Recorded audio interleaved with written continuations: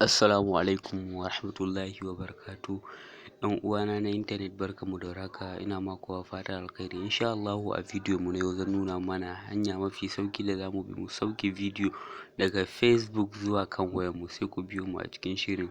Amma ya kamata ku san cewa hanyar da ake sauke bidiyo daga Facebook zuwa kan waya hanya uku ce. Akwai yadda ake yi ta Yanda, akwai yadda ake yi ta Chrome, akwai yadda ake yi ta Vidmate. So kasancewan ban son bidiyon yayi tsawo, zan nuna mana ta yadda ake yi ta Vidmate saboda shine yafi sauki kuma yafi sauri. Sai ku biyo mu a shirin. Ga waɗanda suke son su koya yadda ake yi ta Facebook, ga waɗanda suke son su koya yadda ake yi ta Yanda da ta Chrome, za su iya min magana, zan musu bidiyo akai. Sai ku biyo mu a shirin daga farko har ƙarshe. Da fari za ku shigo Facebook account ɗinku kamar haka. Bayan kun shigo Facebook account ɗinku kaman haka, za ku je wajen bidiyoyi, sai ku nema bidiyoyin da ya kamata kuke buƙatan ku sauke.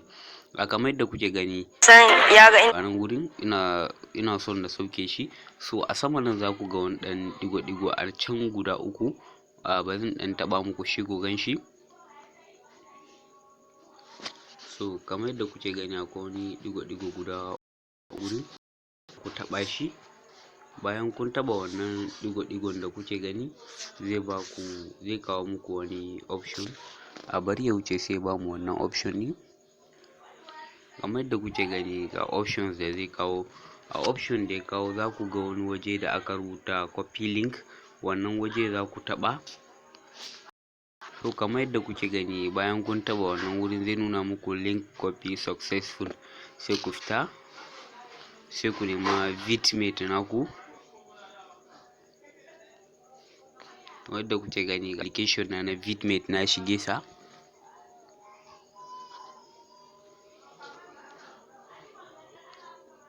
Wadda kuke gani gashi na shiga application na Vidmate. So in za ku lura a can sama ko wajen da aka rubuta search or enter URL. So wannan wajen za ku taɓa, sai mu yi pasting na wannan link. Bayan kun zo wannan wajen za ku matse. In kun matse wannan link zai nuna muku paste, sai ku taɓa wannan paste ɗin. Bayan kun taɓa wannan paste ɗin, akwai wani waje da aka rubuta go a nan sama. Wannan wajen za ku taɓa. Bayan kun taɓa wannan go ɗin, zai nuna muku wani link. Sai ku taɓa wannan link ɗin ko ku ƙara taɓa go. Bayan kun taɓa za ku ga ya wuce, zai kawo ku shafin Facebook kamar haka. Bayan ya kawo ku shafin Facebook kamar haka, za ku ga wani 'yar alaman ja. Kamar yadda an gefe ga wani 'yar alaman ja. Wannan 'yar alama ja ɗin ku taɓa.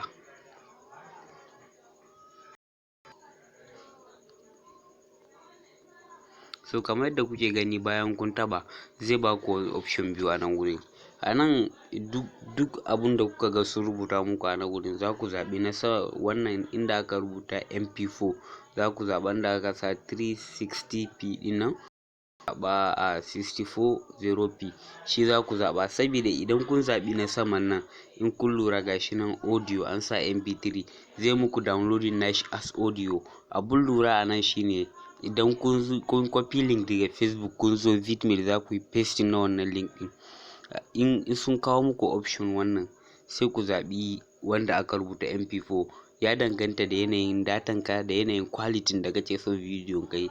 Amma wanda yake mai kyau ne shine wanda suka sa 360 ɗin nan. In kana son kuma wanda yafi 360 ɗin, to sai ka ɗauki wannan na ƙasan nan inda suka sa 340 ɗin nan.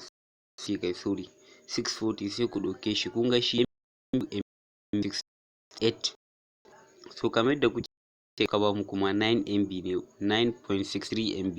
So ga wasu nan in datan ku bai kai ba, duk wannan MP4 ɗin ga wasu duk za ku iya taɓawa. So kasancewa mu wanda suka ba mu shi za mu ɗauka as default, sai mu danna download. Bayan mun danna download, za ku ga a nan wajen akwai wani alama. So wannan alama za ku ga an sa 1. To ko bidiyo nawa ne in kai copy link ka zo kana testing nasu, za a nuna ma adadin bidiyo da kake download. Kamar yadda kuke gani gashi nan sun ba bidiyo ɗaya nake downloading. So gashi nan anan, da zan taɓa wannan alaman download ɗin, zai nuna min bidiyon da nake downloading. So kamar yadda kuke gani gashi nan yana connecting, wannan bidiyo ɗin zai fara downloading.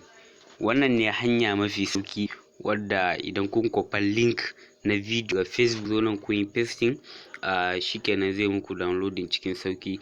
Ga waɗanda suke son su koya ta sauran hanyoyin da tuntuɓar mu insha Allah za mu yadda ake yi. Duka anan na kawo ƙarshen bidiyon.